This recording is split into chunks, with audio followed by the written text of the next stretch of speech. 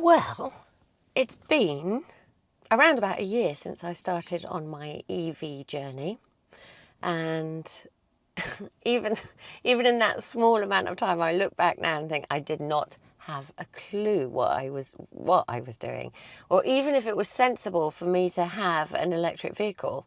So it's been lots and lots of steep learning curves, but with my environmental head on, it definitely seemed like the best idea, and in hindsight I think it was the best idea. But there have been highs and lows. There's been fuel crises where people have been queuing to get to the petrol pumps, and I've thought, oh, rather like being an EV driver. But there's been frustrations of my own where, you know, late at night I found a charging point wasn't working, or times where I haven't even been able to find one because I've spent so long looking for them. One round of the Morrison's car park and I can't find them. I'm going to go around again. I reckon anyone with an EV will identify with this, which is surreptitiously driving around car parks, huge car parks sometimes, going, well, where is it then? So much has changed in the last year. Never mind looking for chargers. Now that doesn't seem to be nearly such a problem. I mean, just in Exeter, for example, when I first went there desperate for a charge, there were 2 chargers. Now there's a whole bank of chargers there, and there's lots more EV drivers on the road, which is really interesting. Finding chargers at that point was kind of the least of my worries as well. I had so much to learn. I spent so much time researching things which now seem so easy, from applying for grants. There were all sorts of decisions to make. Where to put my charger? Should I have a tethered charger or an untethered charger?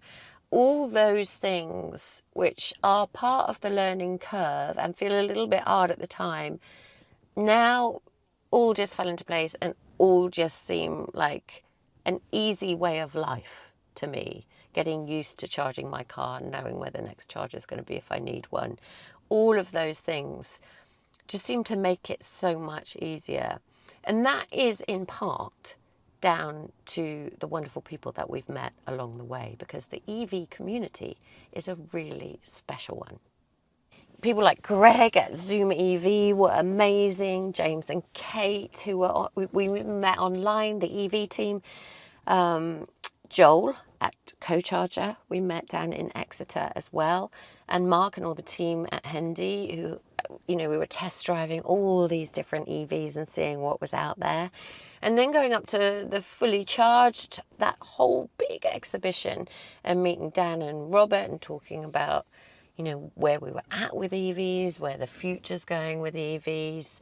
There's just an amazing community, and people are always willing and ready to share all of the information they can, and usually really kind, because, you know, we've all been in that situation where we're not quite sure what the next step is, even down to the London cabbie who, when I was stuck in London with a charger that I couldn't access publicly, in exchange for a £5, lent me his card so I could charge my car. It's a great community. There's no end of good conversations had as you're charging your car. And of course, our learning curve hasn't just been about electric vehicles. We have also been on a learning curve, rather steep one, when it came to making our own videos. And there's been no technical issues there whatsoever, have there, Tina? Mona. Oh, that's difficult. Oh, it won't stop. Wait a minute, stop! A little bit heavy that way. Okay. And of course, we've had absolutely no fun whatsoever. Oh my God. Let me take my coat off. Yeah, that'll sort it. It does sort it, don't be cheeky. Because it means I'm not so big, I'm bulky. I don't know whether you're just talking to me then, or whether you're talking to Kevin. Well, they're both really. I know, but I went, I can't work. Yeah. Don't go, Otherwise we'll have to have a shot of you. Oh, okay, get a shot of Tina. Oh, I'm in it. Cameraman A. That's the person. Happy World EV Day. wherever you are on your EV journey.